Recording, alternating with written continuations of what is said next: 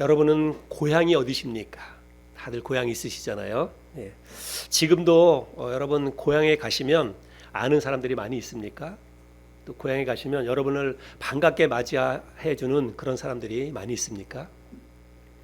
저는 강원도 철원이 고향이거든요. 아주 산골짜기입니다. 예.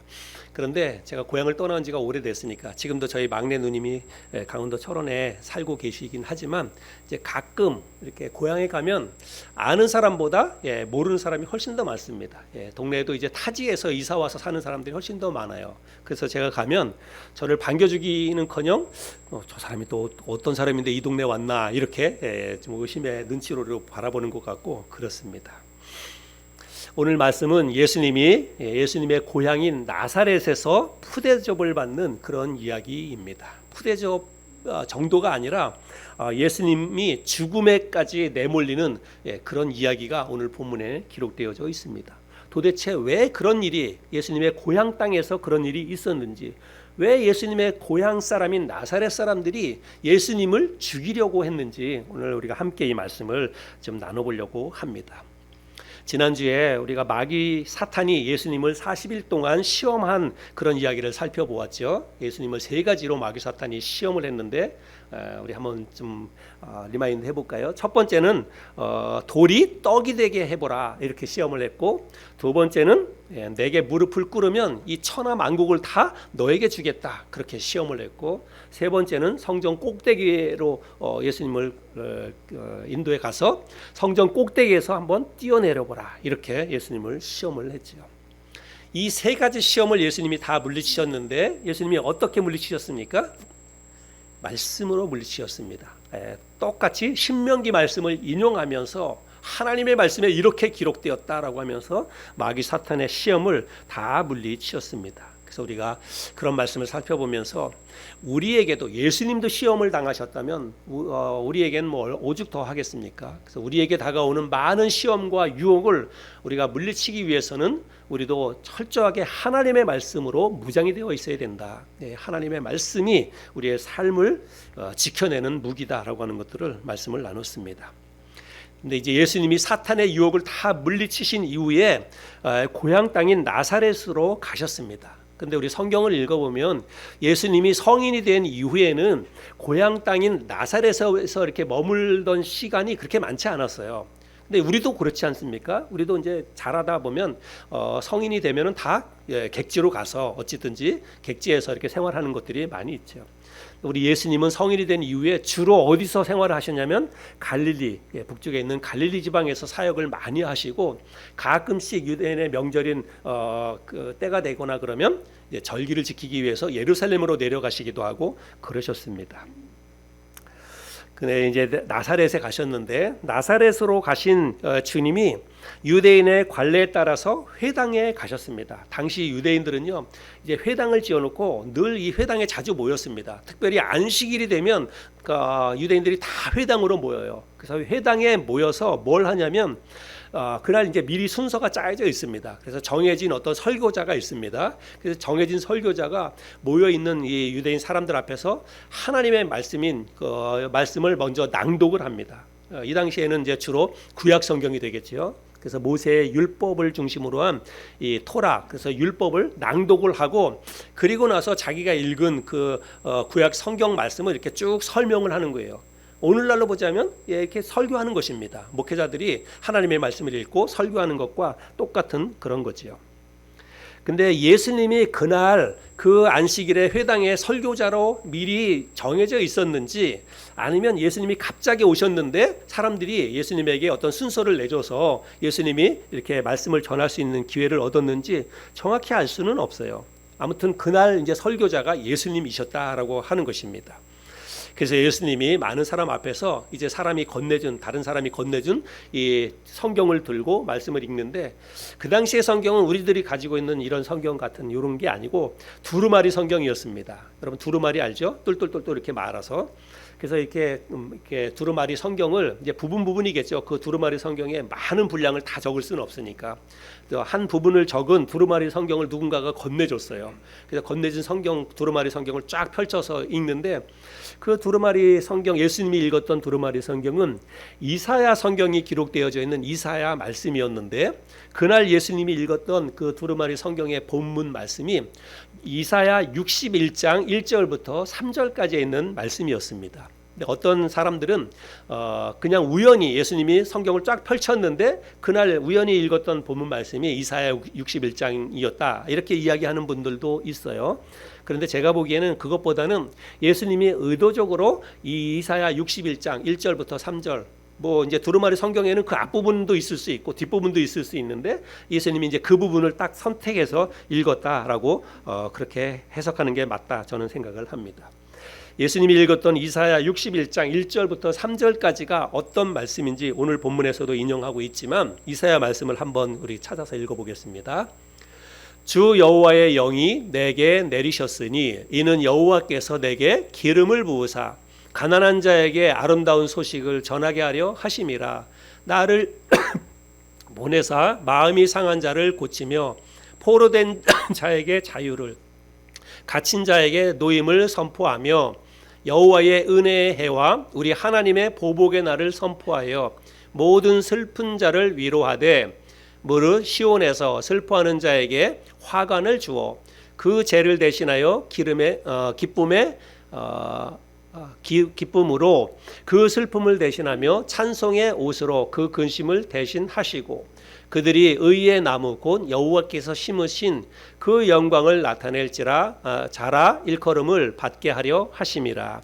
이 본문의 말씀을 읽었습니다. 근데 이거는 이사야 말씀이잖아요.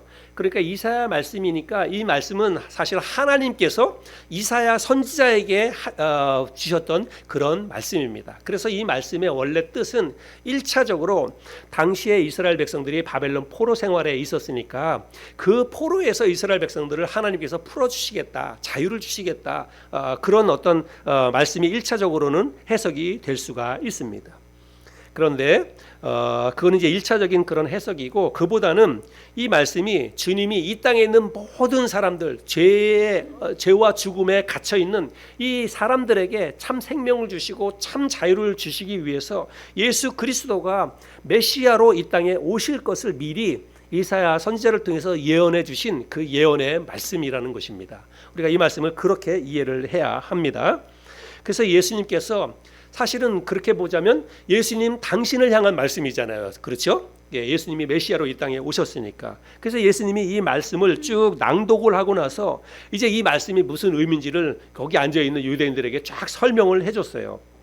그리고 나서 예수님이 뭐라고 말씀하시냐면 오늘 이 말씀이 이 자리에서 이루어졌다, 그렇게 말씀을 하십니다. 오늘 우리가 읽었던 본문 누가복음 4장에 그 말씀이 있습니다.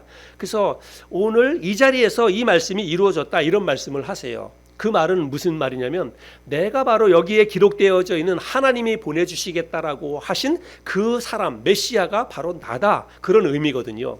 그래서 그렇게 말씀을 하셨습니다. 그랬더니 그 자리에서 앉아있던 사람들이 다 깜짝 놀라는 거죠. 깜짝 놀라면서 이 사람이, 지금 이 앞에서 말씀을 전한 이 사람이 요셉의 아들이 아니냐. 여러분, 요셉의 아들이잖아요. 예수님은 요셉의 아들입니다. 그리고 다른 동네 사람이라면 몰라도 예수님의 고향 사람들이라면 다 알아요. 우리가 성경에 예수님의 그 어린 시절에 대한 성경의 기록들이 거의 없죠. 12살 시절에 있었던 사건 하나만 성경에 기록되어져 있고 예수님의 어린 시절 10대 20대 시절은 없어요. 그렇다고 성경에 기록이 안 돼 있다고 해가지고 예수님이 뭐 갑자기 뭐 30세로 점프한 건 아니잖아요. 그래서 고향 땅 나사렛에서 아마 10대 시절을 다 보냈으리라 생각을 합니다. 부모님 밑에서. 그러니까 그 동네 사람들은 다 아는 거예요. 저 사람이 누군지. 그래서 저 사람이 요셉의 아들 아니냐, 이렇게 이야기를 하는 것입니다. 그런데 이 사람들이 깜짝 놀란 거는 아마 두 가지 반응이라고 생각을 합니다. 첫 번째는 뭐냐면 우리가 알고 있는 그 요셉의 아들인데 설교를 들어보니까 너무 놀라운 말씀을 하는 거예요. 구약 성경의 말씀을 쫙 설명을 하는데 이건 기가 막힌 거예요. 자기들이 한 번도 들어보지 못했던 너무나 뛰어난 말씀을 전하고 있으니까 야, 저 사람이 도대체 우리가 알고 있는 그 요셉의 아들이 맞나? 이런 이제 놀라운 표시일 것이고, 또 하나는 뭐냐면 저 사람이 우리가 알고 있는 그 요셉의 아들인데 스스로를 내가 바로 그 메시아다라고 이야기하니까 이게 도대체 무슨 말이냐라고 하면서 이제 놀랐다라고 하는 것입니다. 근데 예수님께서 이 사람들의 이제 마음을 다 알죠. 그 사람들이 무엇 때문에 놀라는지, 그리고 나에 대해서 어떤 마음, 어떤 의심을 가지고 있는지 예수님이 다 아십니다. 그래서 그들의 의중을 아시고 예수님이 이제 말씀을 하시는데, 선지자가 고향 땅에서는 환영을 받지 못한다. 예수님이 그렇게 말씀을 하시면서 속담 하나를 예수님이 얘기를 하십니다. 근데 그 속담이 뭐냐면, 우리나라에서는 이런 속담이 없는 것 같긴 한데요. 의사야, 네 병이나 먼저 고쳐봐라. 이런 속담이 있는 거예요. 네가 의사냐? 그러면 네 병을 고쳐봐. 이 말은 뭐예요? 사실은 이제 좀 빈정되는 그런 의미죠. 네가 의사면 너부터 한번 고쳐봐. 그러면 우리가 너를 믿을게. 예, 그런 의미겠죠. 이제 이 당시에 그런 속담이 있었던 것 같습니다. 근데 예수님이 이제 이 속담을 이야기하시면서 뭐라고 얘기하냐면, 그 속담처럼, 그런 속담이 있는 것처럼 너희도 오늘 나한테 한마디 말을 할 텐데, 무슨 말을 할 거냐면, 우리가 들은 소문처럼 그 가버나움에서 네가 많은 이적 기사를 행했다고 하는데, 이제 그 사람들이 그 소문을 들은 거예요. 가버나움에서 예수님이 행하신 많은 이적 기사, 예수님이 가버나움에서 나병 환자도 고치고 중풍병을 앓고 있었던 그 백부장의 하인도 고쳐주시고, 그리고 베드로의 장모도 고쳐주시고, 열병을 앓고 있는 베드로의 장모도 고쳐주시고, 이게 다 가버나움에서 있었던 일이거든요. 근데 가버나움에서 있었던 일을 그 사람들은 못 봤어요. 근데 그냥 소문만 들었어요. 그러니까 그렇게 가버나움에서 행했던 그 이적 기사를 여기 고향 땅인 나사렛에서도 한번 해봐라. 그러면 우리가 너를 믿겠다. 당신들이 그런 말을 나에게 할 것이다. 예수님이 지금 그 얘기를 하시는 거예요. 예수님은 이 사람들이 말은 안 했지만 어떤 생각을 가지고 있는지, 나한테 어떤 말을 할 것인지를 예수님이 다 알고 있었다라고 하는 것입니다. 그러면서 예수님이 이제 구약 시대 때 있었던 이야기를 또 이야기하시는데, 엘리야 시대 때에 3년 반 동안에 이스라엘 땅에 큰 흉년이 들었습니다. 그래서 막 사람들이 다 굶어 죽는 그런 상황이었는데, 그때 하나님이요 엘리야 선지자를 누구한테 보내냐면 사렙다 과부에게를 보냅니다. 시돈 땅에 있는. 이 시돈 땅은 이스라엘 나라 지방이 아니에요. 그 이방인 지역입니다. 그래서 이방인 지역에 있는 그 사렙다 과부에게 지내서 우리가 알고 있는 것처럼 엘리야 선지자를 통해서 그 과부와 그의 가족들을 다 먹여 살리는 그런 일이 있었잖아요. 그리고 또 엘리야의 그 수제자인 엘리사 시대에는 또 어떤 일이 있었냐면, 이스라엘 나라에도 그 당시에 나병 환자들이 많이 있었어요. 그런데 하나님께서 이스라엘 나라에 있는 많은 그 나병 환자들은 다 제쳐두고, 수리아 사람, 우리가 알고 있는 나아만 장군, 그 나아만 장군 이방인 장군이거든요. 근데 그 나아만 장군의 그 나병을 고쳐주시지 않습니까? 근데 하나님께서 왜 당신의 사랑하는 이스라엘 백성들은 그 굶주림 속에서도 다 제쳐두고, 그리고 그 나병으로 앓고 있는 그 유대인들은 놔두고 왜 이방 사람들을 고쳐주었는가? 여러분, 왜 그랬겠어요? 왜 하나님께서 당신의 사랑하는 백성들을 놔두고 이방인 사람들에게 그런 은혜를 베풀어 주셨습니까? 그 당시에 이스라엘 백성들이 하나님을 떠났거든요. 하나님을 떠나고 정말 그 우상을 숭배하고 그런 삶 가운데 살았습니다. 그래서 하나님께서 그 당시에 이제 경고를 통해서, 그렇게 선지자를 통해서 경고의 메시지를 주시는 거예요. 그래서 예수님이 이런 이야기를 쭉 하시면서 사실은 예수님이 이런 말씀을 하시는 그 이유는 뭐예요? 지금 너희들이 나한테 고향 땅에서 저 가버나움에서 행한 그 기적을 여기서도 행하라고 이야기하지만, 내가 고향 땅에서는 기적을 행하지 않겠다. 지금 그 얘기를 하시는 거거든요. 근데 예수님이 고향 땅인 나사렛에서 이적 기사를 행하지 않겠다고 말씀하시는 이유도 하나님이 구약 시대 때 이스라엘 백성들에게 하셨던 것과 똑같은 거예요. 지금 나사렛 사람들의 그 마음이 어떤 마음이에요? 예수 그리스도를 의심하는 거예요. 불신의 눈초리를 가지고 있는 것입니다. 가버나움에서 그런 이적 기사를 행했다고 하는데 한번 여기서도 한번 해봐. 그러면 우리가 믿을게. 지금 그런 얘기를 하고 있는 거거든요. 그래서 예수님이 너무나 이 사람들의 그 마음을 잘 꿰뚫어 보시고 알고 있었기 때문에 예수님께서 이 나사렛에서는 내가 이적 기사를 행하지 않겠다. 예수님이 그렇게 말씀하고 있는 것입니다. 여러분, 지난주에 우리가 말씀 나누면서 마귀 사탄이 예수님을 시험하는 그 이야기를 살펴보았는데요. 여러분, 마귀 사탄뿐만이 아니라 지금 그 예수님의 고향 사람인 나사렛 사람들도 예수님을 시험하고 있는 거예요. 여기서 한번 해봐. 그러면 내가 너의 말을 믿을게. 이제 그렇게 하는 거죠. 근데 여러분, 나사렛 사람뿐만이 아니죠. 우리도 지난주에 말씀 나눈 것처럼 우리도 예수님을 시험할 때가 얼마나 많은지 모릅니다. 우리의 삶 가운데 우리 아들 한번 합격시켜 주시면, 그러면 내가 주님 잘 섬기겠습니다. 하나님께서 이 사업을 성공하게 해주시면, 이 문제를 해결해 주시면, 이 질병을 좀 낫게 해주시면, 그러면 내가 주님을 믿겠습니다. 그러면 내가 교회 열심히 헌신하겠습니다. 우리가 그렇게, 여러분, 이건 믿음이 아닙니다. 이건 거래예요, 거래. 하나님하고 자꾸 우리가 거래하려고 그렇게 한다는 것입니다. 예수님께서 그들의 의중을 아시고 이제 속담 얘기를 하시면서 예수님이 이곳에서는 내가 너희들이 바라는 것처럼 이적 기사를 행하지 않겠다 딱 이야기했어요. 그랬더니 이 사람들이 갑자기 태도가 확 돌변하는 것입니다. 갑자기 태도가 싹 바뀌었어요. 그래서 회당에 있던 모든 사람들이 분노하면서 예수를 마을 밖으로 쫓아냅니다. 그리고 급기야는 산 낭떠러지까지 막 몰고 가는 거예요. 예수님을 막 몰고 가서 거기서 밑으로 떨어뜨리려고 합니다. 우리 28절 29절 읽었는데 같이 한번 읽어볼까요? 28절 29절 같이 읽겠습니다. 시작. 회당에 있는 자들이 이것을 듣고 다 크게 화가 나서 일어나 동네 밖으로 쫓아내어 그 동네가 건설된 산 낭떠러지까지 끌고 가서 밀쳐 떨어뜨리고자 하되.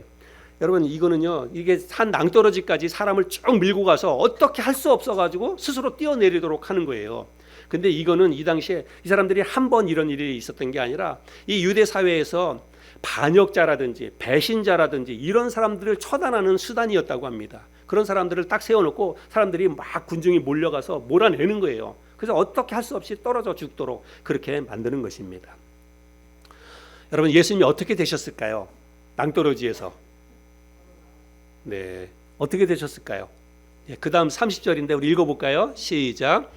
예수께서 그들 가운데로 지나서 가시니라. 아무리 생각해봐도 어떻게 예수님이 여기를 이게 빠져나왔다고 하는 건지 제가 이해를 할 수는 없어요. 근데 하여간 말씀을 보니까 예수님께서 그들 가운데로 지나서 유유히 빠져나왔다라고 하는 것입니다. 순간적으로 예수님께서 그들한테 얼음 딱 해가지고 사람들이 갑자기 얼어붙었는지 잘 모르겠어요. 아니면 순간적으로 눈을 멀게 했는지 잘 모르겠습니다. 근데 아무튼 우리가 이제 이스라엘 백성들이 홍해 바다를 건너는 장면 우리가 알잖아요. 성경 말씀을 통해서 갑자기 홍해 바다가 쫙 갈라져서 이스라엘 백성들이 마른 땅을 밟고 쫙 건너가잖아요. 마치 그것처럼 순간적으로 사람들이 갑자기 쫙 예수님 앞에 길을 트지 않았을까 이런 생각이 드는데, 하여간 뭐 어떤 식으로 해서 이 사람들이 갑자기 태도를 좀 이렇게 누그러뜨렸는지는 알 수 없습니다. 아무튼 성경 말씀에 하나님께서 기록한 성경 말씀에 보면 예수님께서 그들 가운데로 지나서 가셨다. 유유히 지나가셨다 이렇게 말씀하고 있습니다. 이것이 오늘 우리들이 나눴던 본문의 스토리입니다. 오늘 이 말씀을 통해서 우리가 생각해 볼 수 있는 교훈이 무엇인지 함께 좀 나눠보기를 원합니다. 예수님이 고향인 나사렛에서 여러분 환영을 받지 못한 이유가 무엇일까요? 사람들이 예수님을 밀쳐내고 급기야는 예수님을 죽이려고까지 했는데 그 이유가 무엇입니까? 예수님이 가버나움에서는 많은 병자도 고치고 귀신 들린 사람도 자유롭게 해주고 정말 큰 은혜를 베풀어 주셨는데 자기들한테는 그렇게 하지 않았다는 거예요. 여러분, 어떻게 보자면 이 사람들이 서운해할 만하죠. 사실은 다른 데서도 그렇게 했다면 이 고향 땅에서는 더 많은 이적과 기사를 행해야죠. 이 사람들은 그런 기대가 있었던 거예요. 다른 데서도 그렇게 했다면 우리한테는 더 큰 은혜를 베풀고 더 많은 병자들도 고쳐주고 당연히 마땅히 그럴 것이다 라고 생각을 했다는 것입니다.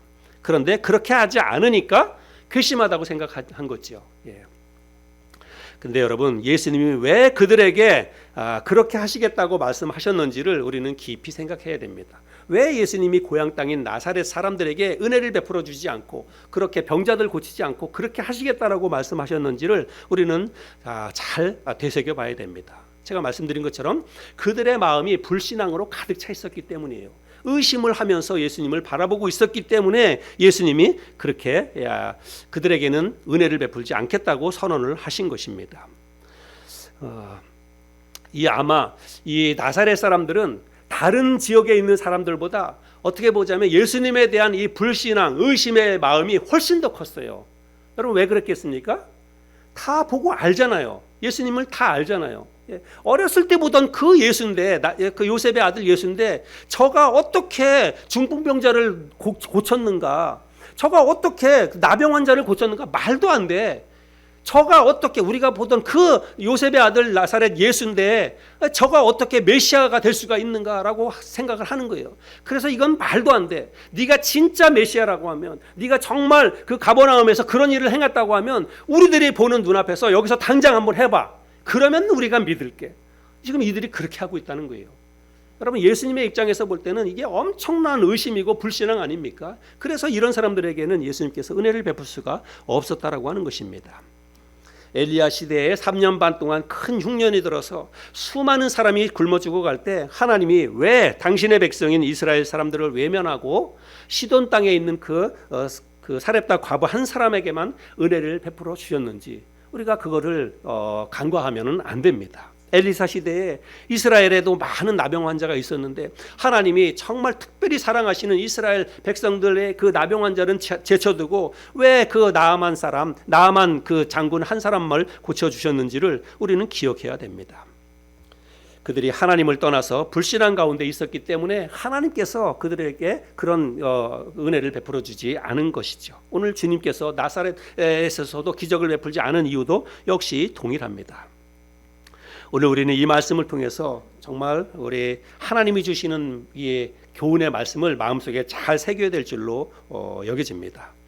우리가 하나님의 백성이 되었다고 해서, 우리가 예수님을 믿는 그리스도인이 되었다고 해서 하나님의 은혜가 우리에게 자동적으로 혹은 마땅히 당연하게 주어져야 된다고 생각하는 것은 착각입니다. 여러분, 내가 예수를 믿는다고 해서 내가 예수 안 믿는 사람보다 하나님이 나에게 은혜를 더 주시겠지, 더 큰 복을 주시겠지, 여러분 그것을 그냥 마땅하게 여겨서는 안 된다라고 하는 거예요. 여러분, 하나님의 은혜가, 하나님이 우리에게 은혜를 베풀어 주시는 것은 내가 정말 하나님의 자녀가 되었기 때문에 마땅히 받는 것이 아니에요. 하나님의 은혜와 긍휼하심이 있어야 되고, 내가 그 은혜를 정말 사모하고 하나님 앞에서 정말 신실하게 믿음으로 의심 없이 하나님을 잘 믿고 섬길 때에 그 믿음의 하나님께서 보너스로 우리에게 주시는 게 하나님의 은혜라는 사실을 기억해야 됩니다. 목사님들 가운데 간혹가다 강단에서 예수 믿으면 복 받는다, 또 교회에서 열심히 헌신하고 봉사해야 복 받는다, 그 교회에 건축 헌금을 내야 복 받는다, 이렇게 얘기하시는 분도 있습니다. 물론 예수님 잘 믿고 잘 섬기고 헌신 봉사하면 하나님께서 은혜로 복 주실 수 있습니다.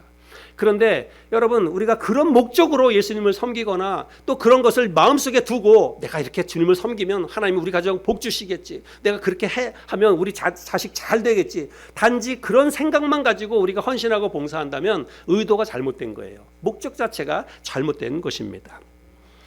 그리고 실제로 그렇게 목사님 말씀을 듣고 그렇게 교회 열심히 헌신하고 봉사하면 우리 가정 복 주신다고, 우리 아들 딸 다 잘 되게 해주신다고 해가지고 열심히 그렇게 했어요. 근데 열심히 그렇게 했는데 결과가 좋으면 참 감사한데 안 좋을 때가 있잖아요. 그죠? 네, 결과가 안 좋을 때가 있어요. 아이들이 오히려 다른 집안의 애들은 막 대학교 합격도 하고 사업도 잘 되는데 내가 그렇게 열심히 그렇게 하라고 해가지고 했는데 안 돼요. 여러분, 그럴 때 시험 드는 거예요. 예, 그럴 때 그냥 한 방에 나가 떨어지는 것입니다. 예수님을 믿고 따르는 이유가 잘못되면 여러분, 우리도 나사렛 사람들처럼 예수를 밀쳐낼 수 있다는 사실을 기억할 수 있길 바랍니다. 예수를 죽이려고 낭떠러지 밑으로 우리가 밀쳐내진 않더라도 얼마든지 우리 마음속에서는 예수님을 밀쳐낼 수가 있어요. 신앙생활의 의도와 목적이 잘못되면 그럴 수 있다는 사실입니다. 나사렛 사람들은 이적 기사를 보여주면 믿겠다, 그렇게 이야기했는데 그건 믿음이 아니라 거래입니다. 예수님을 시험하는 것입니다. 그런데 오늘날 우리도 나사렛 사람들처럼 예수님을 나도 시험할 수 있다는 사실을 기억해야 됩니다. 예수님이 내 삶에 복 주시면, 이 질병이 떠나가게 해주시면, 사업이 잘 되게 해주시면, 우리 아들 이번에 대학에 합격하게 해주시면, 그러면 내가 교회에 감사헌금도 내고 열심히 헌신 봉사하겠습니다, 이렇게 이야기하는 것은 하나님 앞에 거래하자고 하는 것입니다. 하나님의 은혜와 기적은 우리가 의심 없이 온전한 믿음으로 주님을 믿고 섬길 때 보너스처럼 주어지는 게 하나님의 은혜인 줄 믿습니다. 하나님은요, 우리에게 홍해를 갈라놓고 여기를 너가 건너가라, 그렇게 이야기하지 않습니다. 우리는 그 홍해 앞에 서가지고 홍해를 갈라 주시면 그러면 내가 믿음으로 건너가겠습니다라고 이야기하고, 요단강 물을 멈추게 해주시면 내가 믿음으로 건너가겠습니다. 우리는 그렇게 얘기해요. 근데 거꾸로 된 것이죠. 하나님은 먼저 발을 들여놔라. 그러면 갈라줄게. 그렇게 이야기를 하십니다. 먼저 우리가 하나님을 전적으로 신뢰하고 믿음으로 발을 들여놓는 거예요. 아무리 힘들고 어려워도, 내 생각으로는 도저히 안 될 것 같아도 정말 하나님을 신뢰하면서 믿음으로 도전하는 것입니다. 믿음으로 가는 거예요. 그러면 하나님께서 길을 내주시고 비를 내려주시고, 그렇게 해서 우리의 인생의 길을 인도해 가시는 줄을 믿습니다. 그렇게 우리가 하나님을 전적으로 신뢰하고 믿음으로 한 걸음 한 걸음 살아갈 때에 하나님께서 내가 정말 생각하지 못했던 특별한 은혜로, 특별한 이적과 기사로 우리의 삶 가운데 하나님이 복을 내려 주시리라고 믿습니다. 예수님이 고향인 나사렛에서 환영을 받지 못했던 것처럼 어쩌면 오늘날 교회와 그리스도인들에게서도 우리 주님이 환영을 받지 못하고 있는 것은 아닌가. 계속해서 먼저 은혜를 베풀어 달라고, 먼저 문제를 해결해 달라고, 그러면 내가 주님을 열심히 섬기겠다고, 그러면 신앙생활 잘하겠다라고 우리가 이야기하고 있지 않은지 우리 스스로를 좀 돌아볼 수 있었으면 좋겠습니다. 오늘 주님이 나사렛 사람들에게 하셨던 이 말씀을 가슴 깊이 새기고 명심했으면 좋겠어요. 그래서 우리가 하나님의 자녀가 되었다고 해서 하나님의 은혜가 자연스럽게 마땅히 나에게 주어지는 게 아니라는 사실, 내가 정말 신실하게 주님을 섬기고 의심 없이 주님을 믿고 따라갈 때 하나님께서 우리의 삶을 복 주신다는 사실을 기억하고, 의심과 불신을 걷어내고 온전한 믿음으로 주님을 섬기고 주님을 따라갈 수 있는 저 여러분이 되었으면 좋겠습니다.